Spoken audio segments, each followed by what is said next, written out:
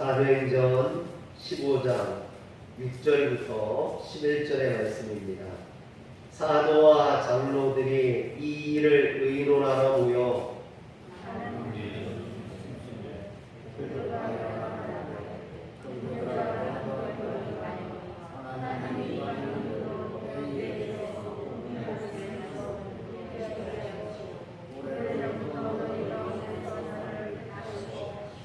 또 마음을 하시는 하나님이 우리에게와 같이 그들에게도 성령을 주어 증언하시고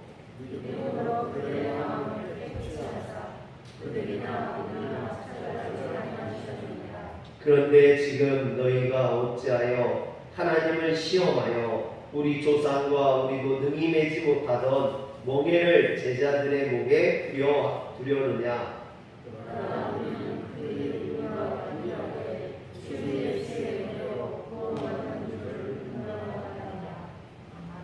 아멘. 할렐루야. 유대로부터 몇몇 형제들이 안디옥 교회에 내려와 할례를 받지 않으면 능히 구원받지 못하리라 가르침으로 인해서 안디옥 교회에 대혼란이 야기되었습니다. 그래서 안디옥 교회는 이 문제를 해결하기 위해 바울과 바나바와 몇 사람을 예루살렘 모교회에 보냈고, 예루살렘 교회 사도들과 장로들은 이 문제를 해결하기 위해서 제2회 예루살렘 공의회를 소집하게 됩니다. 공의회가 열리게 되자 이방인에 대한 할례를 지지하는 사람과 그것을 반대하는 사람 사이에 열띤 논쟁이 벌어졌습니다. 오랜 시간 이 논쟁이 계속되었어요. 그리고 결론을 내지 못하고 잠잠하게 되자 그때 베드로가 일어나서 10년 전에 하나님께서 자신을 선택하여 할례 받지 아니했던 가이사랴 이방인 고넬료 일행에게 어떻게 구원을 베푸셨는지 자신이 체험했던 것을 그대로 설명하게 했습니다. 여러분, 믿음의 조상 아브라함이 먼저 하나님을 믿고 율법을 지켰기에 하나님께서 그를 믿음의 조상으로 선택하신 것이 아니었습니다. 모세도 마찬가지죠. 모세가 먼저 율법을 준수했기 때문에 이스라엘 백성들을 애굽에서 구원할 하나님의 지도자로, 하나님의 도구로 그를 쓰신 것이 아니라는 겁니다. 율법이 주어지기도 전에 하나님께서 그들을 불러주신 것이죠. 여러분, 하나님께서 아브라함을 먼저 불러주셨고 모세를 먼저 선택하셨고 이스라엘 백성들을 당신의 백성으로 먼저 삼아 주셨다라는 것입니다. 그리고 그들에게 할례를 행하도록 명령하셨던 것이죠. 이처럼 우리를 예수 그리스도 안에서 하나님의 자녀로 먼저 불러주셨기 때문에 우리가 하나님의 은혜로 주님 안에서 구원받은 것이지, 우리가 무슨 할례를 행했거나 아니면 율법을 지켰거나 어떤 행위를 했기 때문에 구원받은 성도가 된 것이 아니라는 것입니다. 그러므로 우리가 하나님의 법을 지키는 것은 그것을 지킴으로 구원받기 때문이 아니라 이미 우리가 구원받았기 때문에 감사함으로, 또 그것이 성도에 마땅한 도리이기 때문에 우리는 하나님의 율법을 지키는 줄 믿으시길 바랍니다. 예수 그리스도께서 십자가를 지심으로 유대인의 목에 매여 있던 그 무거운 율법이라는 멍에를 벗겨주셨다라는 겁니다.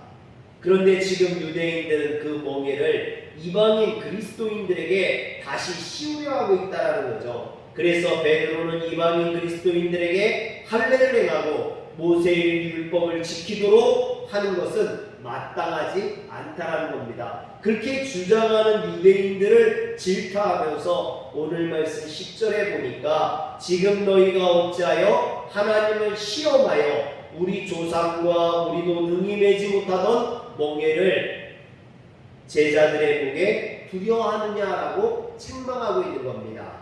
그리고 결론을 내리는데 뭐라고 결론을 내리냐면 11절에 보니까 그러나 우리는 그들이 우리와 동일하게 주 예수의 은혜로 구원받는 줄을 믿노라. 아멘. 여러분, 율법이나 할례로 구원받는 게 아니라는 거예요. 주님의 은혜로, 주 예수 그리스도의 은혜로 구원받는 것을 지금 베드로는 선포하고 있는 겁니다. 베드로의 이 결론적인 선포를 통해서 초대교회는 이 할례 문제에 대한 결론을 내리게 됩니다.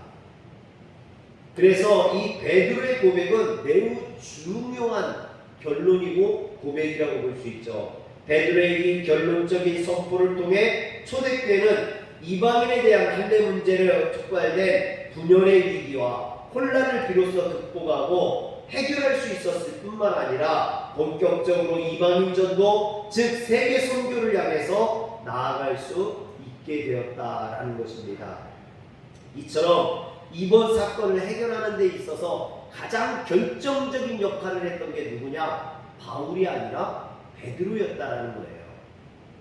여러분, 초대교회 내에서 예수님의 수제자라고 했던 베드로의 존재감이 이처럼 무척 컸다라는 겁니다. 그의 역할이 매우 중요했다라는 것이죠. 그런데 베드로가 그 역할을 잘 수행했을 뿐만 아니라 초대교회 내에서 중심을 잘 잡고 주님의 뜻을 따랐기 때문에 초대교회가 흔들리지 아니하고 분열하지 아니하고 주님의 뜻을 따라 땅끝까지 복음을 전하는 그런 역사를 이룰 수 있었다라는 겁니다. 그래서 교회 지도자들은요, 중심을 잘 잡아야 돼요. 하나님 말씀의 그 중심을 잡고 흔들리지 말아야 됩니다. 베드로가 이런 중요한 역할을 잘 감당해낸 거죠. 그런데 이상한 것은요, 베드로가 이처럼 중요한 역할을 감당하고 교회 내 중심을 잘 잡고 사도로서의 역할을 잘 감당했는데 그 이후에 되어지는 성경의 이야기를 보면은 오늘 사도행전 15장 우리가 읽었던 11절 말씀까지로 베드로의 사역이 끝나버립니다. 사도행전에서 더 이상 베드로가 나오지 않게 됩니다. 사라져요.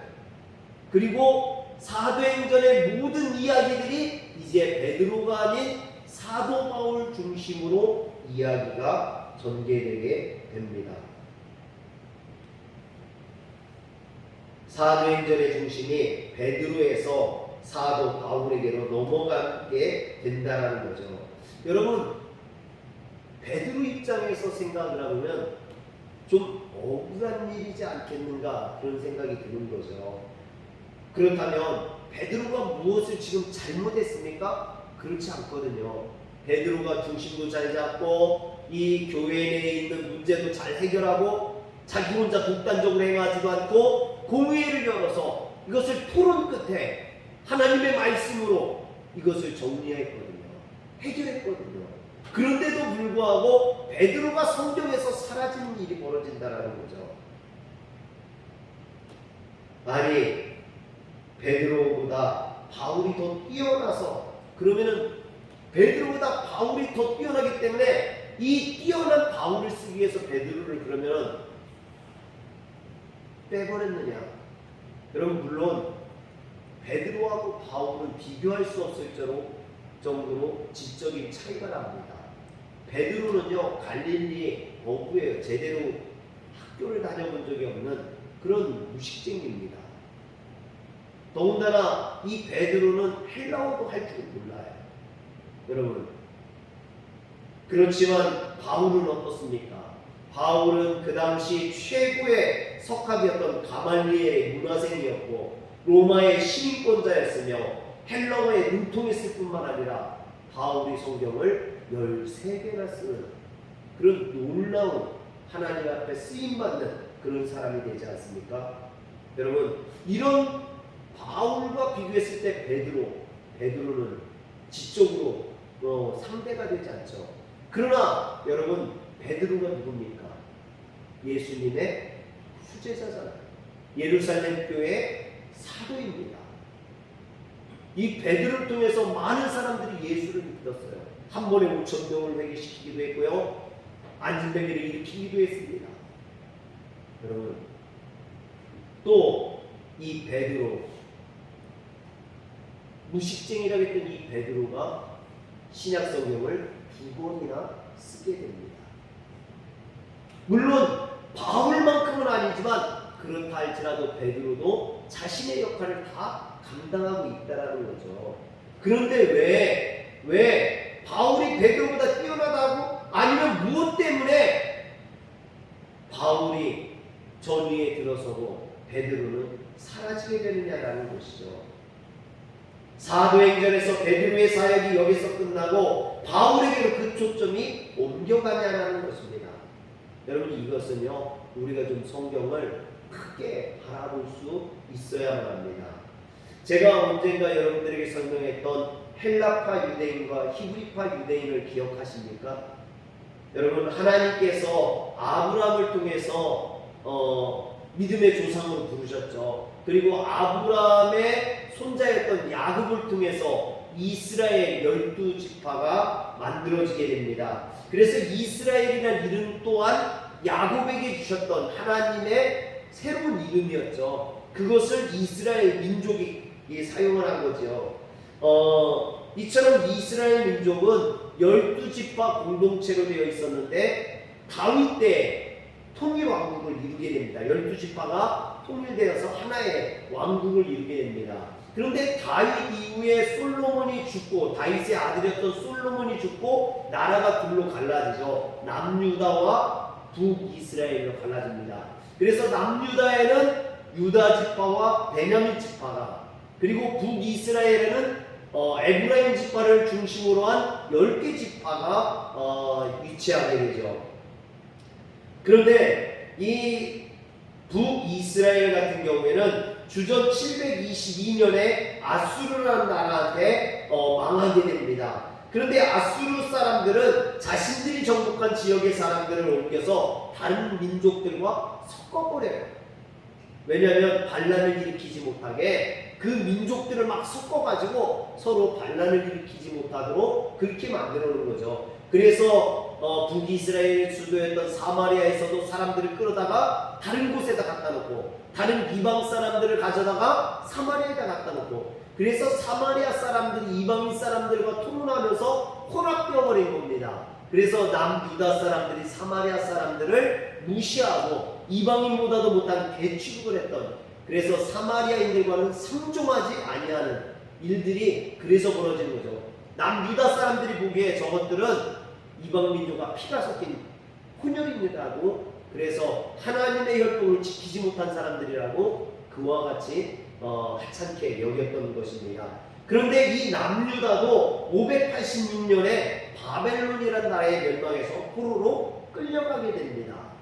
물론 그들이 70년 후에 1차, 2차, 3차를 통해서 예루살렘으로 돌아오게 되고 포로에서 귀환하게 되고, 그들이 포로로 귀환했을 때 예루살렘은 다 불타고 황폐화가 됐습니다.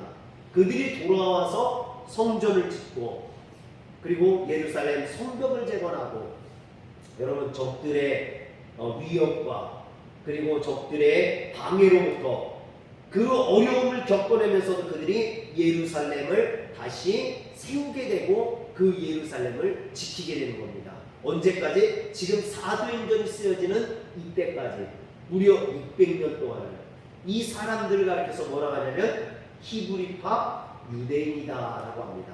왜 히브리파라고 하느냐? 그들이 사용하는 언어가 히브리어였기 때문이에요. 그들이 이스라엘 사람들이 사용하는 히브리어를 사용했고, 또 그들은 바벨론이 페르시아에 망한 다음에 이 페르시아어가 아람어예요. 아람어. 그래서 이 가나안 땅에 사는 사람들은, 이스라엘 사람들은 유대 사람이라고 하죠. 이스라엘이 멸망하고 나서는 유대라고 부릅니다. 이 유대 사람들은 히브리어와 아람어를 동시에 사용했죠. 그래서 구약 성경은 히브리어로 쓰여졌습니다. 그런데 북이스라엘이 아수르에 멸망하면서, 또 남유다가 바벨론으로 멸망하면서도 포로로 끌려갔거나 혹은 이런 화를 피하기 위해서 세계 각처로 흩어졌던 유대인들이 있어요.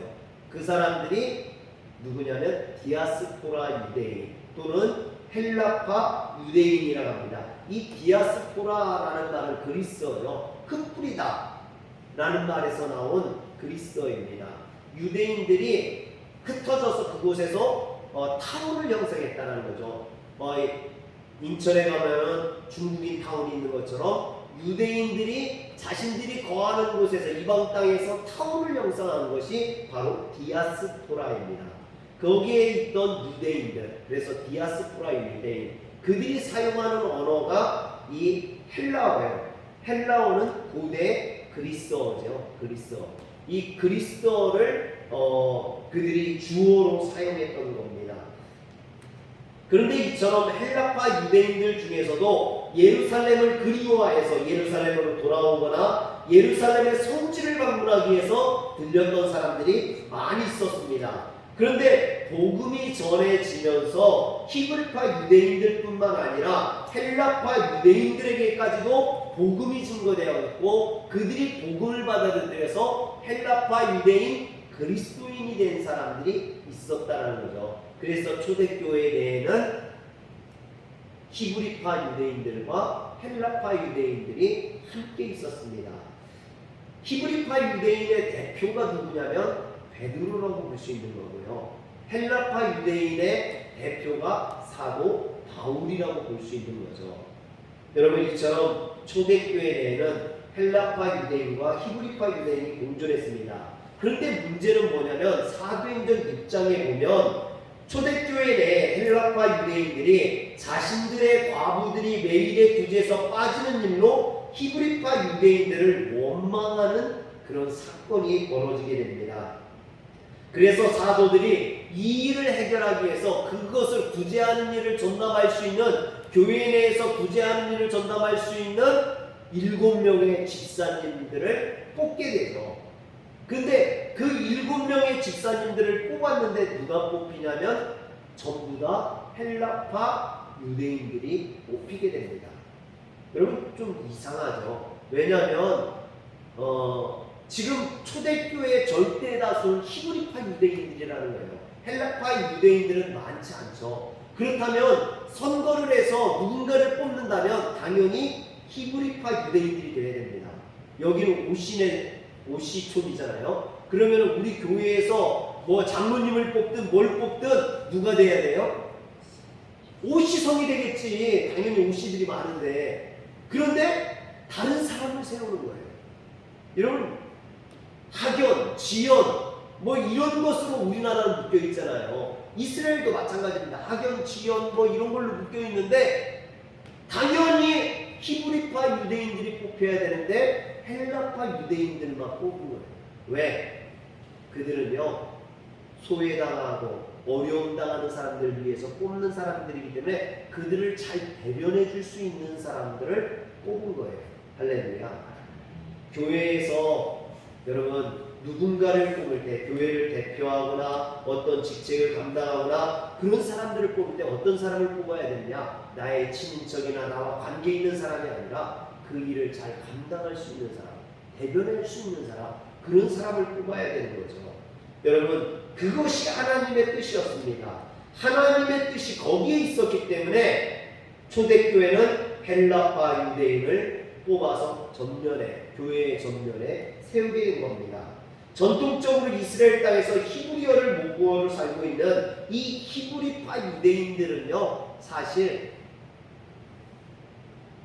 이방인들에게 다가가기가 쉽지 않았어요. 왜냐하면 그들은 유대인들로서 유대주의 사상에 찌들어 있는 거죠. 그래서 이 유대주의 사상, 우리가 구원받은 민족이라는 이런 생각 때문에 이방인들을 괄시하고 이방인들과 함께 섞이지도 않고 밥도 먹지 않고 이런 것들이 있다라는 거죠. 그러나 헬라파 유대인들은 이방 땅에서 나고 자랐고 그곳에서 학교를 다녔고 그러기 때문에 이방인들과 아주 허물없이 자연스럽게 어울릴 수 있었다라는 겁니다.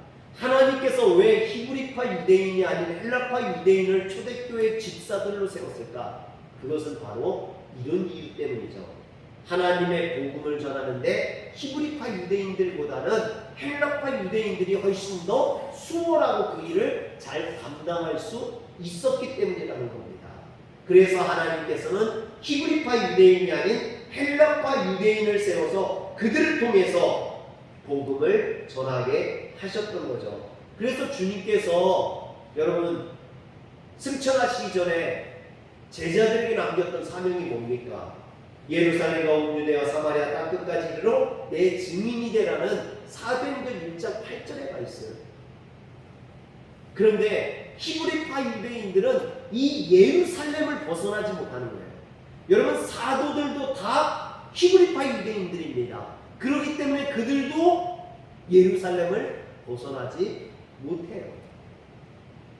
초대교회 7 집사 중에 빌립 집사님이 있죠. 이 빌립 집사님이 나가서 복음을 전해가지고 사마리아가 복음화됩니다. 그것을 베드로와 요한이 와서 봐요. 하나님의 놀라운 역사가 사마리아 사람들을 변화시키는 걸 봅니다. 그러면서도 이 베드로조차도 나가서 더 복음을 전하는데요. 예루살렘과 사마리아와 땅 끝까지 나가지 못한다는 거죠. 왜? 그들은 히브리파 유대인이라는 그 고정관념에 사로잡혀 있기 때문에. 그래서 하나님께서 이 히브리파가 아닌 헬라파 유대인들을 통해서 복음을 전하게 하셨던 겁니다. 그래서 스데반 집사가 순교를 하고 복음이 점점 전파되므로 사도행전 11장에 보면 이 익명의 헬라파 유대인들을 통해서 이방인 최초의 교회였던 안디옥 교회가 설립되고 이방 세계를 위한 최초의 전도자로 바울과 바나바를 파송하는 세계의 선교의 문을 열게 됩니다. 그리고 사도행전 15장 오늘 말씀에 보면 제1차 공회를 통해서 히브리파 유대인이었던 예수님의 수제자 베드로를 통해서 유대인들이 주장했던 할례가 구원의 상징이 아니라 오직 예수 그리스도의 은혜로만 구원받을 수 있다는 것을 선포하게 되는 겁니다. 그리고 이후부터 직접 나가서 복음을 전하는 것은 히브리파 유대인이었던 베드로가 아니라 헬라파 유대인이었던 바울을 통해서 세계 선교의 문을 열게 되는 것이죠.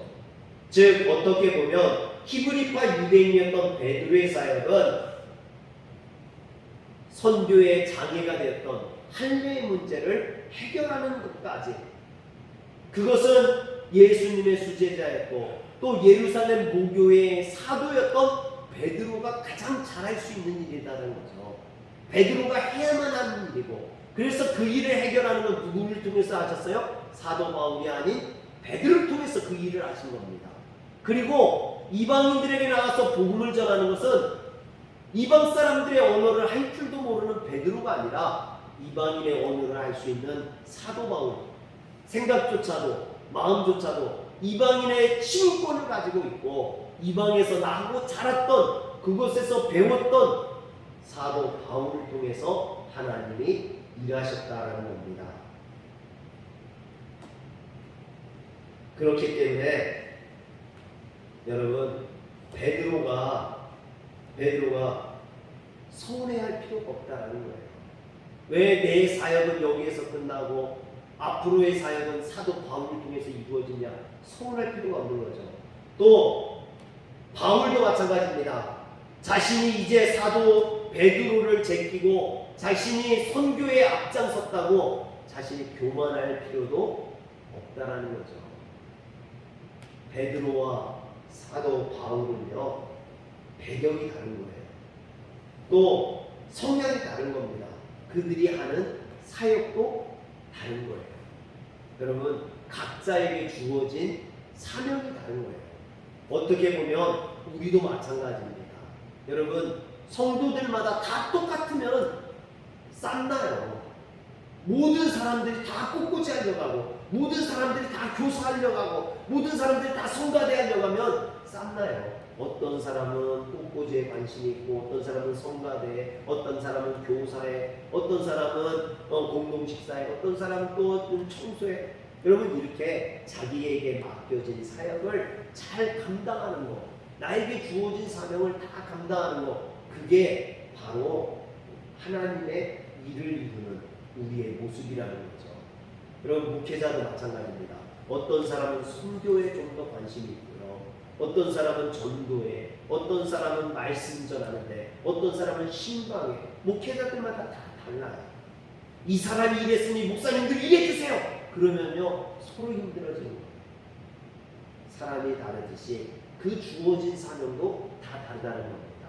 중요한 것은 뭐냐면요, 협력해서 선을 이루는 것. 할렐루야. 교회 안에서는 이런 다양한 사람들이 모여서 협력하고 선을 이루고 주님의 뜻을 이루는 겁니다. 또 한 가지는 나에게 어떤 사명이 주어졌든지 그 사명에 충성하면 되는 거예요. 베드로는 베드로에게 주어진 사명이 있는 거죠. 사도 바울에게는 사도 바울에게 주어진 사명이 있는 겁니다. 그러므로 우리는 그 주어진 사명에 충성하면 되는 거예요. 그러면은 여러분, 예수님의 달란트 비유에 5달란트 주었던 사람이나 2달란트 주었던 사람이나 자신의 일을 감당했을 때 주님이 뭐라 했습니까? 한번 같이 해볼까요? 시작. 그 주인이 이르되 잘하였도다 착하고 충성된 종아, 네가 적은 일에 충성하였음에 내가 많은 것을 내게 맡기리니 내 주인의 즐거움에 참여할지어다. 아멘. 여러분, 우리에게 어떤 사람은 큰 사명을 맡기셨고 어떤 사람은 작은 사명을 맡기셨을지도 몰라요. 그러나 남과 비교할 거 없습니다. 남의 것을 시기하고 질투할 필요도 없습니다. 남의 것을 보면서 자기가 잘났다고 교만할 필요도 없어요. 우리는요, 나에게 어떤 사명이 맡겨졌던 그 일에 충성하면 됩니다. 그러면 주님께서 착하고 충성된 종이라고 칭찬해 주시고 주님의 즐거운 잔치에 참여하게 해주신다라는 겁니다. 사랑하는 성도 여러분, 여러분들에게 주어진 사명을 잘 감당하는 그런 성도들, 또한 우리가 그 사명을 감당함으로 서로 협력하여서 선을 이루는 우리 화련교회를 아름다운 교회로 만들어가는 성도들 되시길 주의 이름으로 축원합니다. 기도하겠습니다. 전능하신 하나님, 베드로가 했던 사명이 다르고 바울이 했던 사명이 다릅니다. 그러나 그들은 자신들에게 주어진 사명을 충성하고 남의 것을 부러워하거나 또는 시기하거나 질투하지 않았습니다.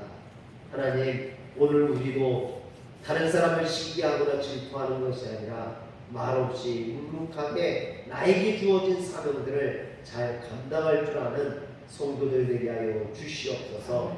우리 주 예수님의 이름으로 기도합니다. 아멘.